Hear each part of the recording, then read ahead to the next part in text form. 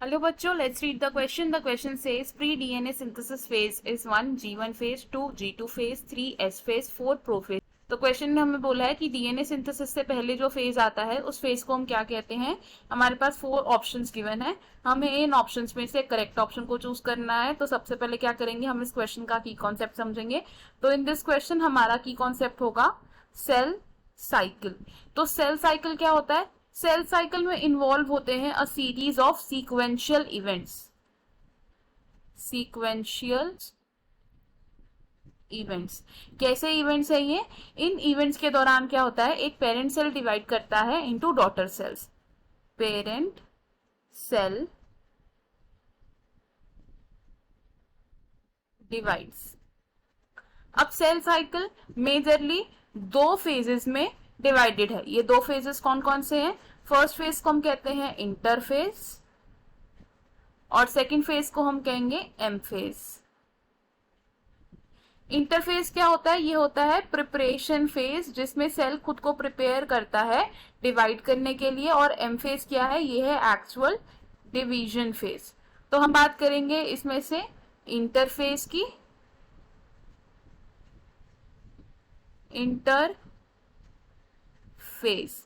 Interphase के 3 stages होते हैं। ये 3 स्टेजेस कौन कौन से हैं?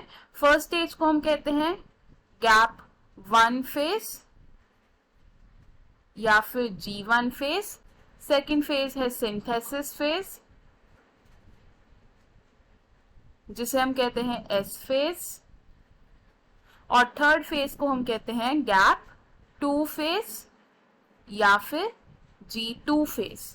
अब गैप 1 फेज क्या होता है, सबसे पहले ये देखेंगे। इन G1 फेज यानी कि गैप 1 फेज, ये क्या है? एक इंटरवल है between actual division and DNA synthesis. Interval between division and DNA synthesis. Next phase है हमारा एस फेज। एस फेज में क्या होता है? डीएनए की सिंथेसिस होती है, डीएनए सिंथेसिस।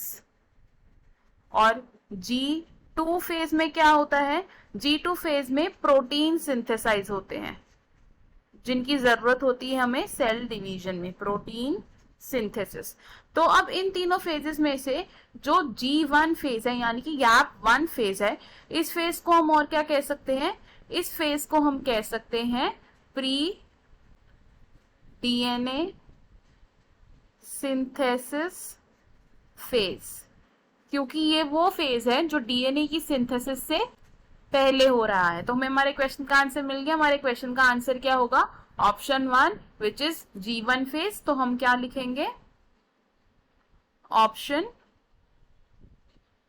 1 is correct. अब देखते हैं बाकी ऑप्शंस क्यों इनकरेक्ट है। ऑप्शन 2 से G2 फेज। तो G2 फेज क्या है? पोस्ट डीएनए सिंथेसिस फेज है, इसलिए ऑप्शन रॉन्ग हो जाएगा। ऑप्शन 3 से एस फेज। तो एस फेज और DNA synthesis phase is the same thing, इसलिए ऑप्शन भी रॉन्ग हो जाएगा। एंड ऑप्शन 4 से प्रोफेज। तो प्रोफेज डीएनए की सिंथेसिस के बाद अकर होता है, इसलिए ये ऑप्शन भी रॉन्ग होगा। हमारा फाइनल और करेक्ट आंसर क्या है? Option 1। I hope you understood it well. All the best. Thank you.